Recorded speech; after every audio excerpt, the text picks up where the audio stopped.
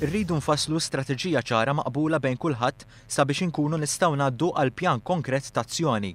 Dan stqarru l-Ministru għall-Iżvilupp Sostenibbli, Ambjent u Tibdil fil-Klima Leo Brincat waqt li kienet jindirizza s-seminar bit-titlu L-Ekonomija l-Ħadra. Waqt l-intervent tiegħu, il-Ministru Brincat qal li minkejja li s-settur tal-ekonomija sostenibbli ma natax flus fil-budget ta' din is-sena, saħaq li s-sena d-dieħla trid tkun is-sena li fiha tibda tittieħed azzjoni. Il-Ministru Brincat żied jgħid li apparti l-fatt li s-sena 2020 għandha sservi bħala mira, hemm bżonn ta' proġetti iktar intermedjarji. Jipparteċipaw f'dan is-seminar kien hemm diversi professjonisti minn kull oqsma tal-ħajja, fosthom industrijalisti, żviluppaturi, akademiċi, konsulenti u anke studenti.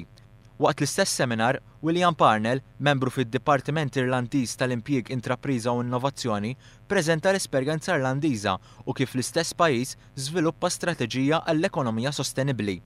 Preżenti għal dan is-seminar kien hemm ukoll il-Ministru tal-Edukazzjoni Evarist Bartolo u l-Ambaxxatur Irlandiż Jim Hennessy. Huwa mifhum li l-ekonomija sostenibbli tammonta l spiża ta' $5 triljun u timpjega madwar 30 miljun persuna globali. L-għan tal-ekonomija sostenibbli huwa li tipprovdi prodotti u servizzi li ma jħallux impatt negattiv fuq l-ambjent.